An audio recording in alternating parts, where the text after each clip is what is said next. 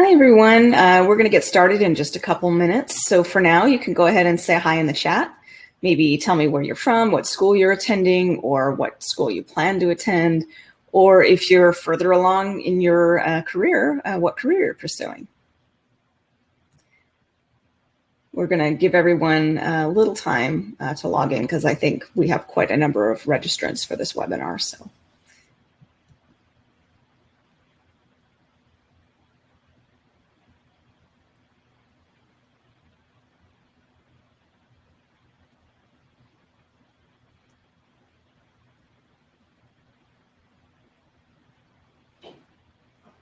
So if you're just joining, we're going to be starting momentarily. We're just going to give everyone a little bit of time to log in. I see we have someone here from Brooklyn. Someone else is at Valencia College and Hudson Valley Community College, focusing on early childhood ed. Awesome.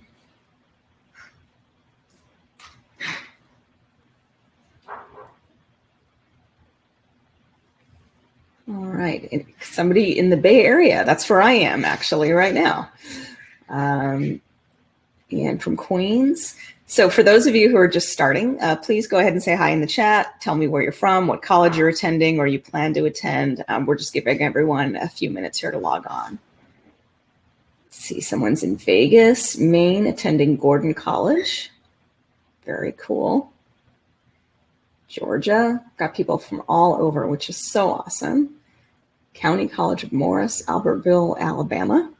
My husband's going to Huntsville next week for his job. All right, someone's here from Kenya. Awesome. We do have some international students that watch our webinars. Okay, so Purdue University Global and Lansing, lots of great places. UC Riverside, my niece graduated from there. So, all right. So I'm just going to begin a little bit slowly because I know we do still have more people logging on, but I want to say hello and introduce myself. I'm Jen. I'm with Scholarship Owl. I'm an admissions counselor. I'm also the director of communications, and I have a lengthy bit of history and experience in helping students as well as recent grads and even older adults, all looking to build their careers. So I decided to do this webinar about job search and resume building, cover letter building, and just job searching tips and strategies and networking because it's so important. And right now there are lots and lots of employers out there looking for talent. You've probably heard about it in the news that a lot of companies right now are really trying to fill vacancies. So I thought this is the perfect time to help you all get a jump start on your career. So if you are somebody younger, maybe you're looking for a summer job to get the bridge between now and college, or maybe you're a recent grad or you've established yourself, but this is a great time to be job searching. So I think this is going to be a great presentation. All right, I'm going to go ahead and start my slide deck here. And then I'm going to go ahead and turn off my camera also. Hang on just 1 second, actually. I do have to do one thing before I do that. Sorry, I just realized that I need to do something here. So hold on tight for 1 second while I bring the file up for myself.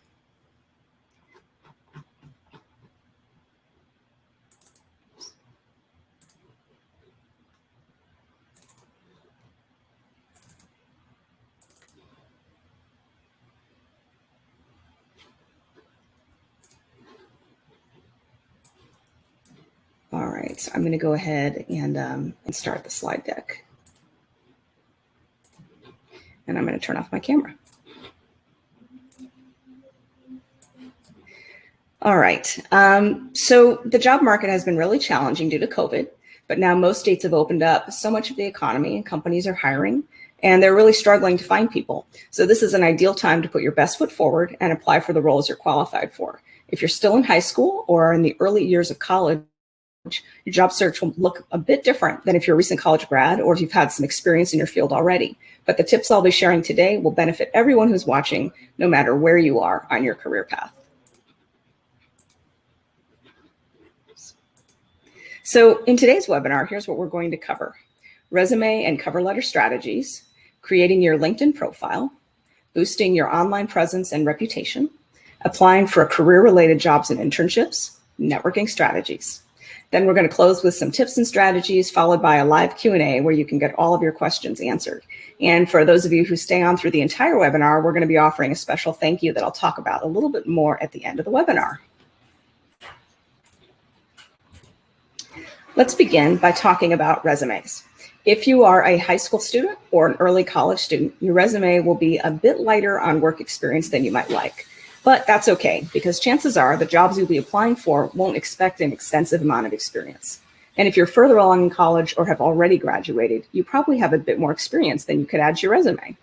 The resume tips and strategies I'll discuss today will apply to you no matter what your situation. Some basics first. You want to aim for a resume that is clean, well organized, and optimized for the type of quick glance that most employers will give your resume. Use a simple, straightforward font. Even if you're pursuing a creative or artistic career, you'll still want to follow this. These days, most people prefer what is referred to as a sans serif font, the more casual, rounded fonts like Calibri, Arial, or Trebuchet MS. Certain industries, such as finance, academia, or business, might prefer a more traditional serif font, like Times New Roman. Choose just one font and stick with it throughout your resume. Use boldface, font size, and all caps to create an organized look. Refrain from using underline and avoid using italics unless you really need to for the name of a publication. Where possible, get everything onto just one page, but if you're further along in your career, a 2-page resume is okay. For today's webinar, I have created a sample resume that we're going to walk through so that you get a feel for how to build your own resume. And so what we're going to do here is we're just going to go through a resume piece by piece. So here's an example of how the top of your resume could look. Of course, there are various options for organizing content, but this is a decent example. For this example, I'm using Calibri for the font. You'll want to have your name, address, phone number, email address, and LinkedIn link at the top. If you don't yet have a LinkedIn, you'll want to create one. It's easy, and I'm going to walk you through that in just a minute. I always suggest that you include a short section for your summary. That is where you briefly introduce yourself and what you're looking for. These days, it's rare to see a section called Objective. Summary serves a similar function, but it's more flexible and enables you to tell the hiring manager what you want them to know about you right away. So let's look at what Jane here has for her summary. We can see that she's starting college this fall, majoring in psychology. She's ambitious, demonstrated by the fact that she plans to go to grad school, and demonstrated by the fact that she's applying for a student assistant position within the psychology department now, even though school won't start for a few months. She comes across as someone who is confident and who knows what she needs to do to achieve her goals. That's quite a lot that we can assess from just 2 sentences.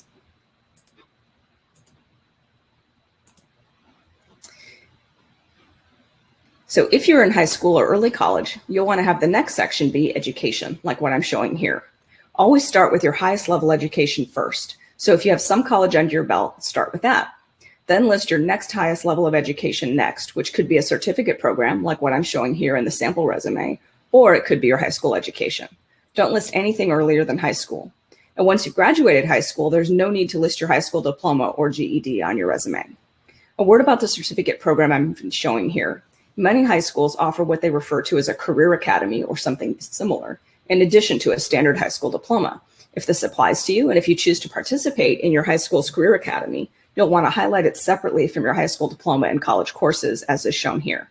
Later on, once you've graduated from college and are further along in your career, you can either omit the certificate along with your high school diploma if you want to, or you can still show the certificate even if you want to omit the high school diploma. As you scan what I'm showing here on screen, you'll notice that I'm really trying to amplify what this student achieved. She's just completed high school and starting college, so she won't have a ton of experience to put on her resume. But as you can see, her accomplishments really shine here and make it clear that she is hardworking, dedicated, and driven to succeed. On top of that, she's showing courses that she's completed that are clearly related to her career path, which she outlined to be psychology in her summary.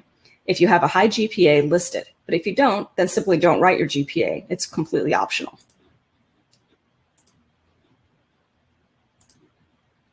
If you happen to have any paid or unpaid experience that is related to your career goal, you'll want to set it apart from any other experience you have by creating a section called Related Experience. It works for Jane here in our sample resume because she has 2 volunteer roles that are relevant to her interest in psychology, and she also has paid experience working with children in a daycare setting.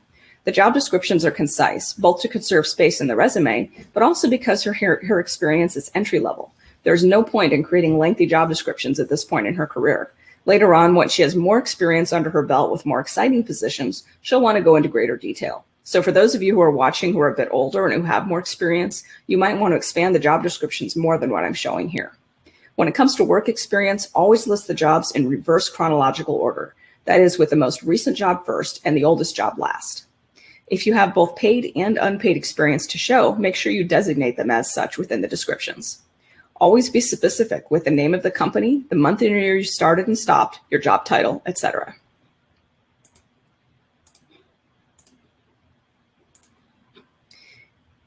If you have paid or unpaid work experience that isn't related to your career objective, list those positions within a section called Additional Experience. By doing this, you are still providing details about the job to prospective employers, but these positions will be pushed further down your resume, which is where you want them. In the example here, Jane has work experience that is related to her desired role of becoming a student assistant, but she also has experience working as a barista at Starbucks. There's nothing wrong with working for restaurants or retail. In fact, many of us got our first jobs doing just that. But she doesn't want an employer to see Starbucks right away. She would rather prospective employers focus on her related experience and then see her additional experience after. In this example, she has just one job to list in additional, but if she had more than one, she would list them in reverse chronological order as we did on the previous slide. In our sample resume, here's the final category, leadership and recognition. Here, Jane uses bulleted phrases to highlight some things that she would like employers to know about her. Having this section shows that she views herself as a leader and also shows that she's been recognized as such. But this is an optional category. If you feel that it really isn't a good fit for you, just omit it. There are actually several optional categories, so let's look at some of those to give you some ideas. Here's a list of a broad assortment of optional categories, so you can select one or more of these to include in your resume, but you could also choose not to include any of them. Your decision will be based on what type of career path you're pursuing, as well as what types of skills and experience you currently have. For example, if you're further along in your career and have already worked full-time or at least a couple of years in your chosen field, you might want to have a strengths or highlights section. This would typically be a bulleted list of key skills and experience you've gained on the job. If you're pursuing a career in digital media, app development, etc., then you'll want to have a section that is either computer skills or applications, possibly development tools as well. You'll definitely want to add a link to your portfolio. If you have skills and experience suitable for working in a business setting, then you might want to have an office skills section. If you're fluent in more than one language, then add a languages section to your resume. And if you've earned several honors, awards, and/or scholarships, you can list them in an honors and awards section. Remember, though, that the purpose of these optional sections is to ensure that you have a place to list key information that can't be conveyed easily in another section. So if you really don't need an optional section, don't include one. And in any case, you probably don't need more than one or two of these sections, even if you are going to include some of them.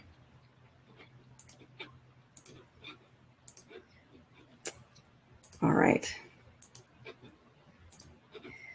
So as you can see, now that we're looking at Jane's complete resume, it has a crisp and clean look. It's well organized and easy to skim. You'll also see that the vast majority of her resume supports her desired major and planned career path. Literally, the only thing on here that doesn't support that goal is her job at Starbucks. But as you can see, that job at Starbucks is barely noticeable. This is what you want to achieve with your resume. All right, now let's talk about cover letters. Cover letters can be challenging. How would you say in your cover letter when your resume is right there along with the letter? How do you know if you've come across as redundant? What do you need to convey to ensure that the hiring manager even looks at your resume at all? We're going to go through the basics first and then get into the meat of the content. Use the same header and font style as your resume. This creates a cohesive look and shows the hiring manager that you've thought about your personal brand in putting your application materials together. Always put the date on your cover letter. If you know the address of the employer, include it underneath the date. Some job postings keep that information private, so if you don't have the address and don't know the name of the organization, it's okay to omit the address. That said, if you can find the address by doing a bit of research online, do take the time to do that. In your intro, you can say hi, like we're doing here, or if you know the name of the person, you can include their name instead, like, "Hi, Dr. Adams," or "Dear Steve," etc. In your opening paragraph, start by conveying the role you're applying for and ideally how you heard about it. Employers love to know how a person heard about a job. If you were referred to the job by someone who works there, say so. It may help you land an interview. Like with the summary, briefly tell them just a bit about yourself. In the next section, tell them more about you. I like using bullets, but you can also do this in a paragraph instead. If the job posting asks for certain qualifications, use this opportunity to tell them how you meet those qualifications.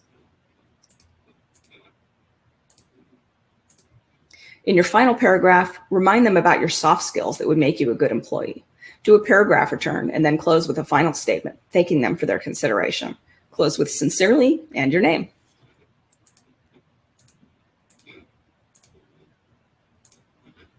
In your, I lost where I was here. This is the final view of the cover letter sample. And now we're going to go on to the next step. If you're nearly done with high school or are in college, it's time for you to have a LinkedIn profile. Even if you haven't had any work experience at all, you should create a LinkedIn because you can input your education, skills, honors and awards, and more. And it should go without saying that if you have already finished college, you should not only already have a LinkedIn, but you should also take the time to optimize it and get the most out of your LinkedIn presence. For today, though, I will focus more on creating your profile for the very first time. Think of your LinkedIn as a companion to your resume and cover letter. Employers typically will look at all three before asking you if you want to come in for an interview. To get started, make sure your resume is ready first because you'll need that to create your LinkedIn profile. So for our example profile, we're going to use Jane's resume as our starting point.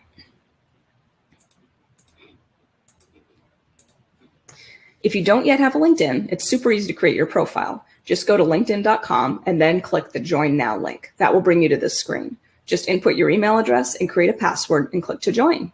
LinkedIn will walk you through the process of creating your profile, so I won't show all of the screens. I'll just show you how Jane's profile might look, the same way I did with her resume.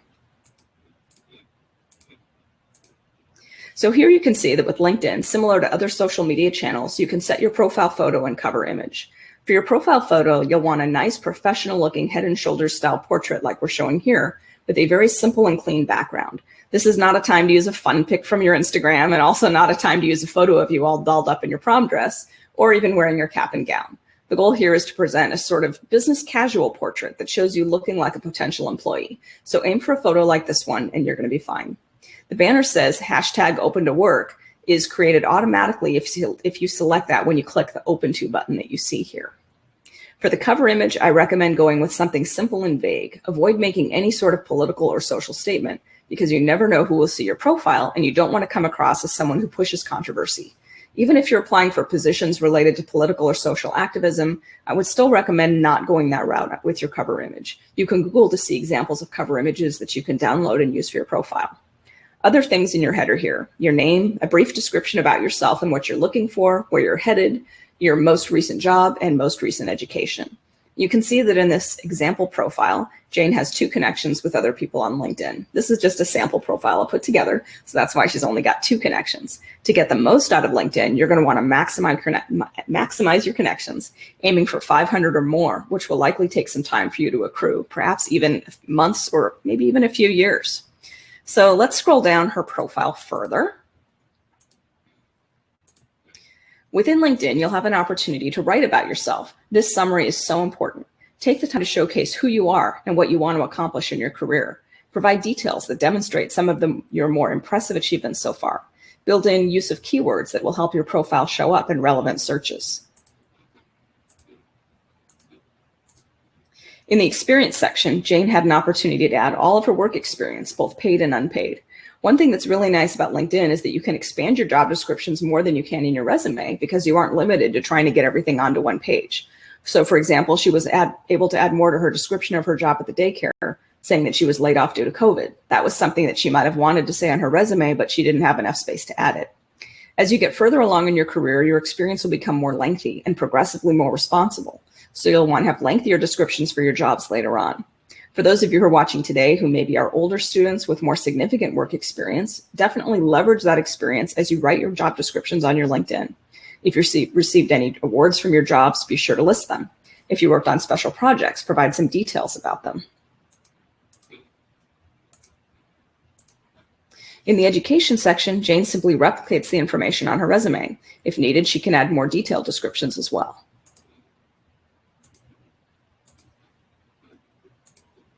Within LinkedIn, you can add a variety of skills to your resume. The 3 skills you most want to be associated with can be pinned to the top. And then when someone clicks show more, they will be able to see all of the skills you added.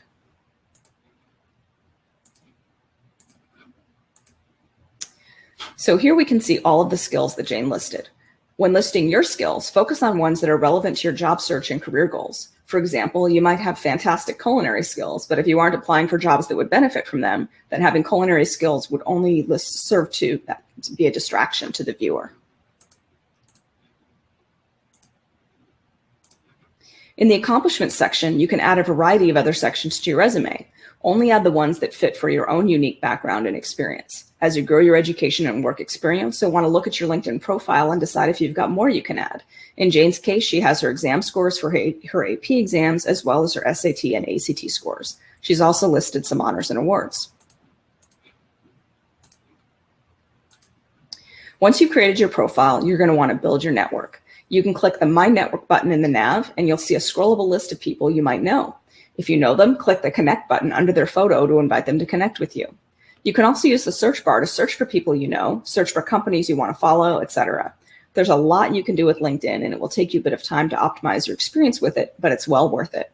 One of the best things about LinkedIn is that you can use it to search for jobs, and recruiters and hiring managers may reach out to you directly to apply for opportunities. So create and update your profile and get started on building your network.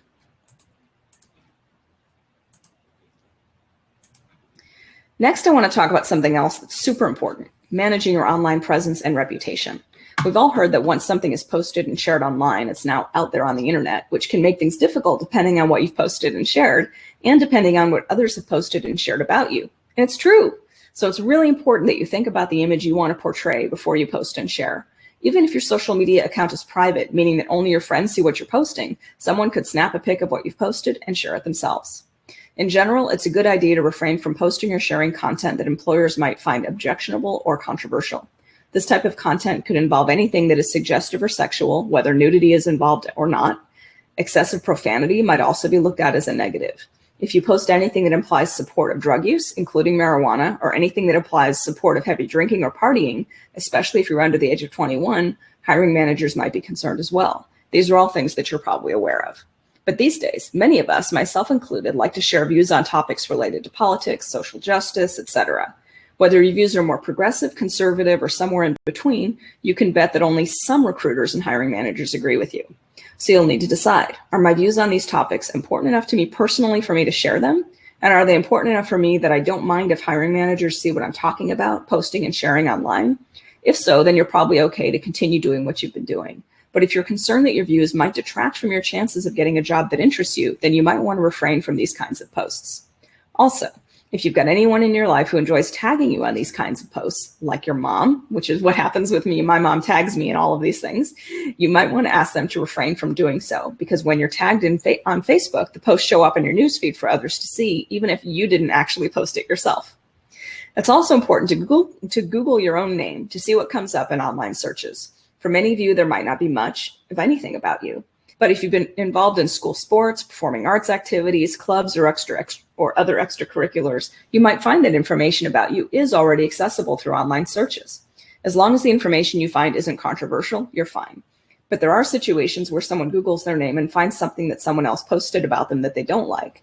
And there are also situations where someone else might have the same name as you, or nearly the same name, and all of a sudden you have to deal with making sure to differentiate your own online presence with theirs. Should you find anything online that you feel is offensive and or not true about yourself, you can get an online reputation management firm to help you manage the situation. The main thing to remember here is that you'll need to be very protective over your online reputation, starting now, but continuing for the rest of your life. It's not a one and done situation. So you want to keep that in mind going forward.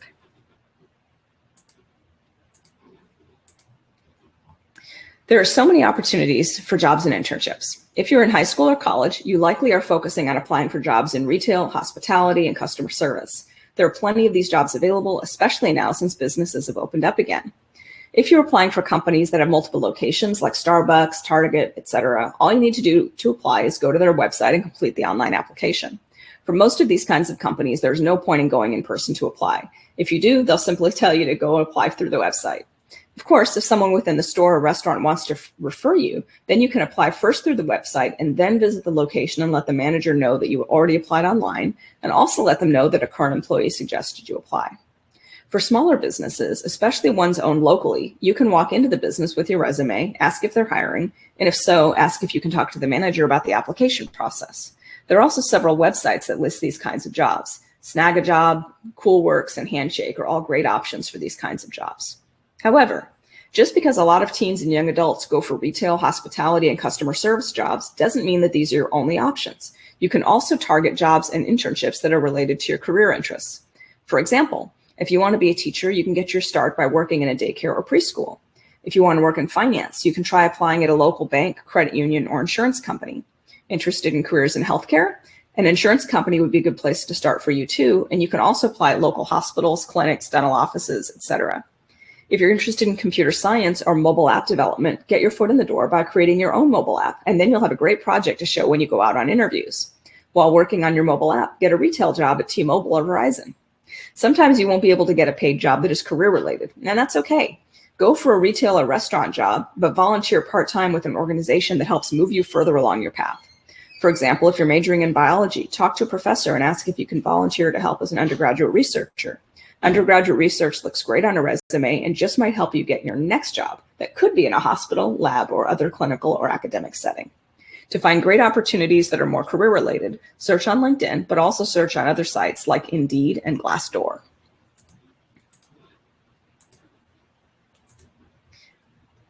But it's not enough to simply apply. You really need to build your network and leverage that network when applying to jobs. There are lots of ways to build your network. You should always start with those who are closest to you, your parents or guardians and other adult relatives, your friends at school, current or former supervisors and coworkers from your jobs and internships, your high school teachers and college professors, your friends of friends. In other words, ask your parent or guardian who they might know who you should know, and ask your friends, teachers, and employers the same question. Ask your friends to chat up their parents to ask if they know anyone you can connect with. Add as many of these people as you can on LinkedIn, but don't just ask them to connect with you virtually. Reach out to the more promising connections directly via phone, email, or social media, and let them know you're searching for jobs and internships. As I mentioned earlier, you can also use the search function on LinkedIn to search for people who you would like to know. You can also become a LinkedIn power user to get yourself to that 500 plus connection that I mentioned. Spend time looking at your LinkedIn newsfeed to see the kinds of things that people share and discuss. Join in on the conversations if you have relevant ideas or points to make. Be sure that you stay professional in all comments and posts. This is not a casual social sharing type of site. Consider joining LinkedIn groups. You can search for groups via the search function. Write articles and blog posts that are relevant to your academic and career pursuits and share them on LinkedIn. Share articles written by others and add your own comments as you share, encouraging others to comment as well. One way to leverage your network as well as enhance your profile is to request recommendations from a few LinkedIn connections who you've had a professional or academic relationship with. LinkedIn recommendations are very similar to a regular letter of recommendation you might request from a teacher, guidance counselor, or supervisor. But instead of that letter going only to the universities you apply to or going only to the employers or scholarship providers you send it to, the recommendations are ready and available on your LinkedIn profile for people to see. What does this mean? It means that now anyone who visits your profile will be able to see and read the great things that people have said about you. Admission reps and prospective employers love to see recommendations on a profile. It gives them immediate confirmation that you're someone who others have found helpful, professional, knowledgeable, and valuable. If someone else feels that way about you, then they think it's more likely that they will too. Just like with a regular letter of recommendation, you should only ask for a LinkedIn recommendation from those who have known you through an academic or professional environment. So that could be high school teachers, your guidance counselor, college professors, supervisors from jobs or internships, etc. You can also ask for LinkedIn recommendations from colleagues. That could be a coworker from a job or internship, or it could be a classmate who worked with you on projects. But it's important that you do not ask for recommendations from relatives or friends who only know you socially. To request a recommendation from someone on LinkedIn, use the search function and input the name of one of your LinkedIn connections who would be suitable for providing a recommendation. And then once you do that, you'll see a place on their LinkedIn profile where you can ask for a recommendation. You can also return the favor by writing a recommendation for that person as well. So, in summary, you want to create a resume that reflects your education, skills, and experience. Be sure to update it each time you get a job or internship. Where possible, try to have at least 2/3 of your resume be relevant to the job you're applying for, and try to front load that content so that the unrelated information is closer to the bottom of your resume. Always submit a cover letter along with your resume, even if the job posting doesn't require it. And customize your cover letter each time, trying to match your education, skills, and experience to the qualifications they're seeking. This will show that you understand what the role requires and also will demonstrate your initiative and experience in the position. Build and continually update your LinkedIn profile, starting when you're nearing completion of high school if possible. As you gain new skills, experience, education, and other accomplishments over time, add them to your LinkedIn. Proactively monitor and manage your online reputation, focusing on your social media posts as well as Googling yourself periodically to ensure that your online reputation reflects the person you want employers to see. When job searching, aim for jobs and internships related to your career goal, even when you're just starting your career. If you get a paid position in an unrelated field, consider volunteering somewhere related to your field as well. Grow your network with meaningful connections that will lead to your professional success. Become a LinkedIn power user, and you'll see how quickly you can get to 500 connections. As a thank you for attending the webinar, I'm going to be providing you all with a resume and cover letter template that you can use to get you started. These templates are being provided as Microsoft Word documents, so they're fully editable and you can customize them as needed. They're an ideal companion for the webinar, and so I know you're going to find them to be really helpful. And if you've watched some of my other webinars, then by now you should have lots of these kinds of tools, and hopefully you're using them. So I'm going to be opening it up now for a live Q&A where you're going to be able to ask your questions. I'm going to put my camera back on. All right, I'm going to be looking in the chat here for any questions that you all may be asking. Let's see here. Normally I have someone here to assist me, so it's going to be a little bit more challenging with me here by myself, but I'm going to do my best to get as many of these questions done as I can. So I'm just looking right now. Somebody's asking if there'll be a replay of the webinar, and yes, there will. You're going to be getting an email sometime in the next 24 hours, which will have a link to the replay. It will also have a link where you can download the resume and cover letter template, and it will also have a link to our Discord community, and I'll kind of explain that in a second. So the same person keeps asking if we're going to get a replay, and the answer is yes, yes, yes. All right, let me see here. Lots of people are asking about a replay. Okay. I want to see if anybody else has any questions. Let's see here. Somebody says, now lots of questions are coming in. What are good sites to find paid internships? So, you can find paid internships in lots of places. I did mention a number of websites. I would say, first of all, great place to go would be college career centers. They will have lots of internships listed, and many of them will be paid. Not all, but many of them will. You can also find paid internships even on big websites like Indeed.com. That's where my daughter found her paid internship that she got when she graduated from college. Glassdoor is another website where you can find that information, and there are lots of paid internships listed on LinkedIn as well. So all of those places have paid internships, and they do have regular jobs as well, but just so you know, they have both. Let's see, are there related jobs good to start with for someone who wants to get into human resources? Great question. Human resources is a really interesting field because it sort of combines people skills, communication skills, and business skills. When you're in HR, you could be working on compensation and benefits. You might be interacting with employees, interacting with supervisors, and so forth. So it's kind of one of those combination jobs, which means actually that there are a lot of jobs you can find where you can make them seem kind of related to your career goal. So even if you can't find a job in HR or in a personnel office, just working in a business setting, even working in a retail store, getting customer experience and then building up from there. But ideally what you want to do is get to a place where you're interacting with people and demonstrating good communication skills. That's certainly a great entry-level way to begin a career in HR or personnel management. Okay, if I haven't decided what I want to be yet, what kinds of jobs should I look for? That's a great question. And certainly not everyone knows what they want to do. But you might have some ideas for yourself. So let's say you're trying to decide between 3 or 4 areas of interest to you. then, look for jobs in all of those areas and see which one comes along that's the best one for you, because ultimately what you want is you want to get a paid position if possible. And, especially if you're really needing the funds, but also you want to find something that interests you as well as something that might lead to something good down the line. Office jobs in an office setting are always a good way to go. If you're not sure what to do, you can be an administrative assistant working in any kind of environment, whether it's a construction company or, an insurance company or, a receptionist at a salon. There's so many different things you can do, but getting just general office skills, reception skills, those kinds of things are going to be applicable to lots and lots of jobs. Okay, should we have one section with all skills we possess? I think it really depends on the kind of job you're applying for and what kind of skills you have. Certainly as you're further along in your career and you have true skills that are career related, yes, I do think that's a good idea. As an example, let's say you're interested in graphic design and animation, video editing, having a place where you list all of your skills in those areas, where you list all the applications you use, like Photoshop, Illustrator, things like that.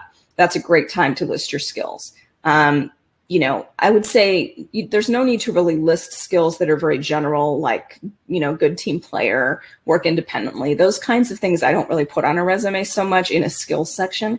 There are things that I might mention in a cover letter, or you can use those kinds of words in the job descriptions for jobs you've worked. But in the skills section, I tend to keep them very specific to really job-related skills, depending on the career you're pursuing. What topic or topics will be discussed in the next webinar? Is this the last webinar? That's really funny. So first of all, I do a weekly webinar every single Wednesday called our Jumpstart Webinar.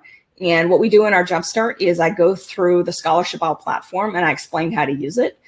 So I do that every week because we have new users every week. And then I also do a monthly webinar once a month, and this happens to be the June webinar on a particular educational topic. So I don't know exactly what next month's topic will be. But it'll probably be about a month from now, approximately. And it's most likely going to be about essay writing. That's what I'm thinking I will be talking about. And that would relate to writing essays for scholarship applications as well as college applications.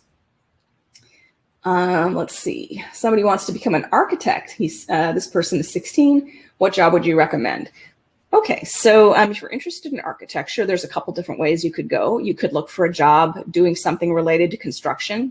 That's always a great way to go, because even if you're going to be an architect doing the designs later on, having some experience of actually building, using tools, things like that would be helpful. You could try to work for an actual architecture firm doing whatever they'll let you do, whether that's, picking up things for them, doing deliveries, working in the office, just being an assistant. Those kinds of things are good. If you can't find a paid position in an architecture firm, offering to volunteer your services would be great. The other thing you could do is simply ask to job shadow, because sometimes some firms are not quite comfortable having somebody as an intern. Maybe they're really busy and they don't have time to train you. But if you said, hey, I just want to come in and shadow you for a day and see what you do. Those kinds of things could work in a lot of different careers. You could do that in a medical situation. If you are interested in teaching, you could ask to shadow a teacher. So there's all kinds of things you can do job shadowing. And what's great is that once you've done that, not only have you made a connection who you could potentially ask for a recommendation from, but on top of that, now you've got something you can put on your resume that you job shadowed this person. Let's see. I'm an older college student and have mostly volunteer opportunities. Any advice about resume making? So, the key when you have volunteer experience is to minimize the fact that it was volunteer. You want to say your title properly, right? You want to call yourself a volunteer or an intern, but then the actual job experience, don't worry about making it seem, like it's just something you did on the side, right? You can make it sound like a very interesting position, because a lot of volunteer and internship positions actually are very rich and interesting with lots of different responsibilities. So, all you need to do is give yourself the appropriate job title, describe the job as if it was a paid position, but then somewhere near the end of your job description, you can say volunteer position or unpaid internship, and then you've covered it. Is it tacky to add that I received honor roll for 4.0 GPA for all 4 years during high school? No, I don't think it's tacky at all. I mean, that's not something you're going to want to put on your resume if you're 30 years past high school. But if you are either currently in high school or a recent high school grad, absolutely. That's great. I have some water here. If you already have a LinkedIn profile and connections, but they don't coincide with your new profession, should you still keep them, make a new one, or update? That's an interesting question. There's nothing wrong with having people that you're connected to who are not related to your career, but you're going to want to add more connections. So, keep the ones you have, but continue to grow and add more. And you can just simply search for people on LinkedIn, even people you don't know. Let's say you want to work for Facebook. Let's just say that's a company you want to target. Search within LinkedIn for people who work at Facebook, and then start sending them LinkedIn connection requests. Not all of them are going to say yes, but usually at least a certain percentage of them will say yes. And then all of a sudden you're going to have some people at Facebook that are now on your connection list. You can do this for all kinds of companies within LinkedIn. What are the best internships I can apply for if I'm majoring in criminal justice? So I don't know how old you are, but certainly finding some kinds of volunteer or internship opportunities at your local police department would be a great way to go. You can join the Explorers program if they have one at your local police department. Sometimes they have programs for, I don't know, in my community, it's called PAL. It's like different programs to sort of where they work with teenagers, where they try to sort of lobby against drug use and things like that. So I would just say, go to your local police department or local sheriff's office and just say, hey, this is a career I'm interested in. What opportunities are there? And I'll bet you anything, they will have lots of opportunity ideas for you. They also sometimes will allow you to go on ride-alongs, kind of like job shadowing, something similar.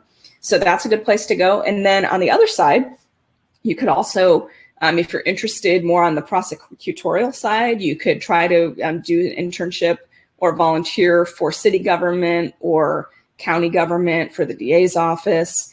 If there are victim services organizations, most counties have a victim witness assistance program, which is actually how I started my career.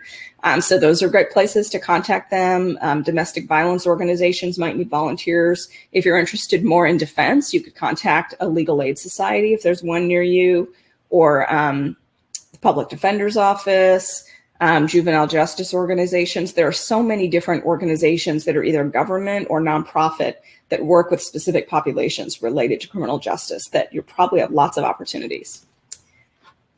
Let's see here. Do you disclose disabilities? That's a really interesting question.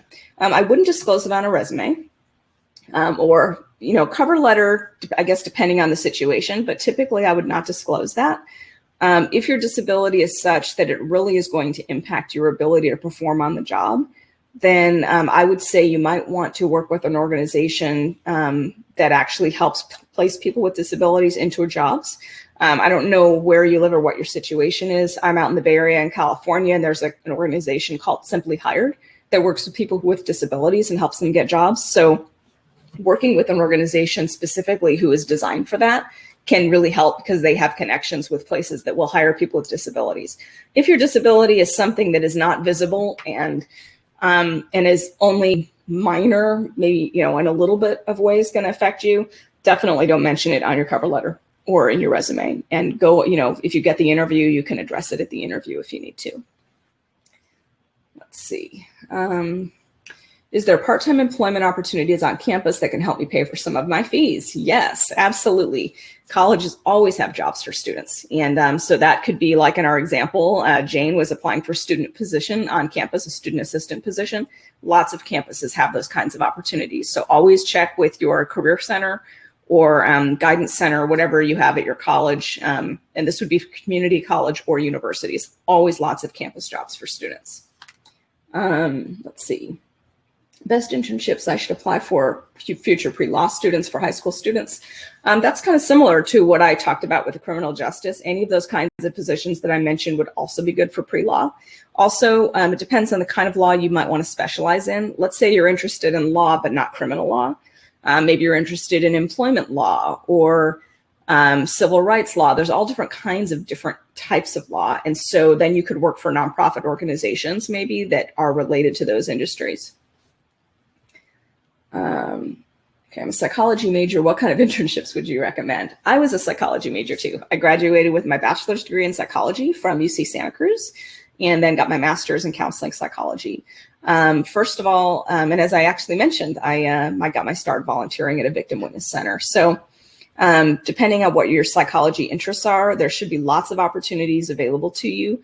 Any kind of nonprofit would be a great place for a psych major. You can also talk with professors and see if there are opportunities helping them with research. It's really good to have undergraduate research experience, especially if you hope to go to grad school eventually. Let's see, somebody suggested that people interested in legal stuff can go for a paralegal or receptionist job at a law firm. Those are great opportunities. How would you start an essay for a scholarship? So probably not the best answer for this particular topic. Hang on. Like I said, my next topic is going to be about essay writing.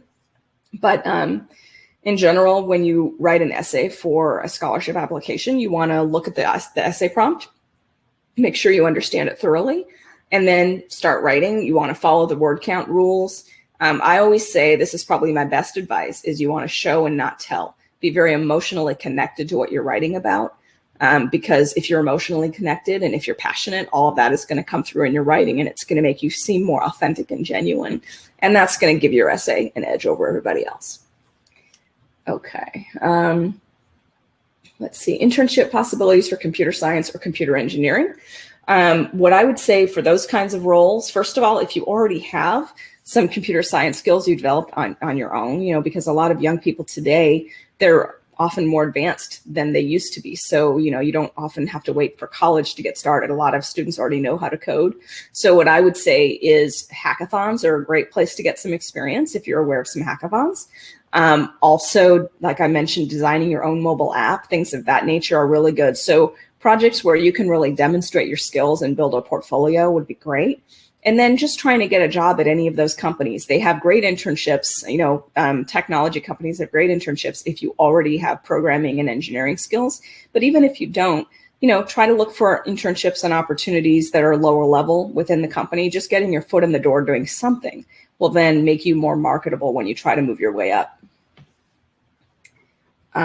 Let's see. Is it okay to take on positions within the realm of your target career path? Yes, that's exactly what I'm saying. So definitely do that.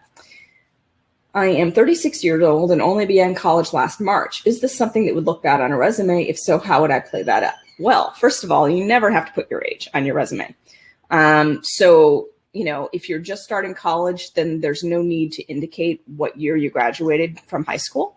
You don't even have to put your high school diploma on your resume. You can just indicate the college that you're attending, and they won't know how old you are or not. They might assume you're 20 or that you're 30. We don't really know. There are students of all ages that go to college.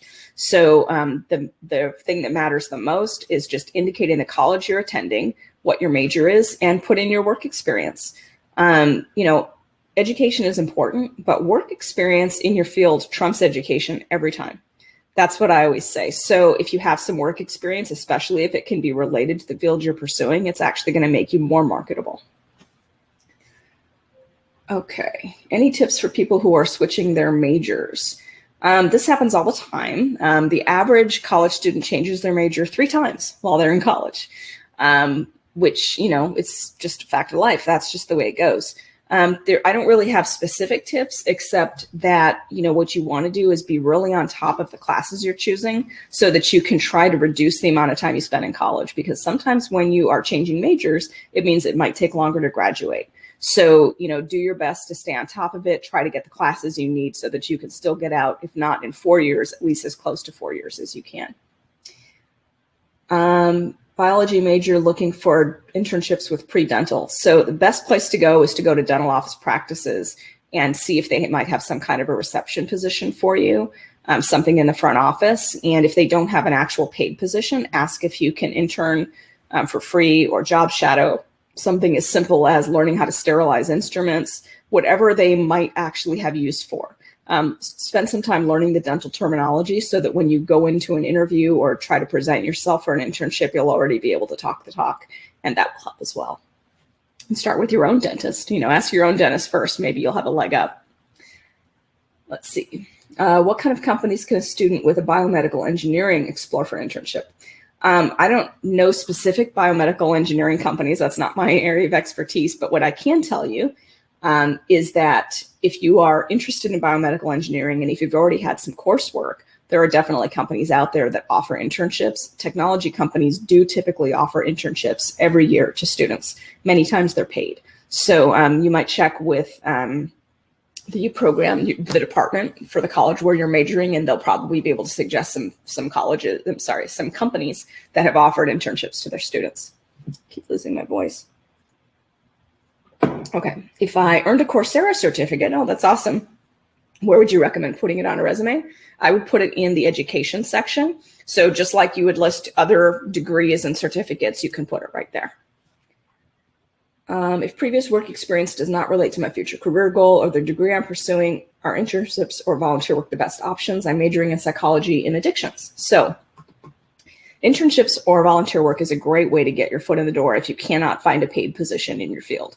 Always aim for a paid position, but if you can't, then definitely do an internship or volunteer service.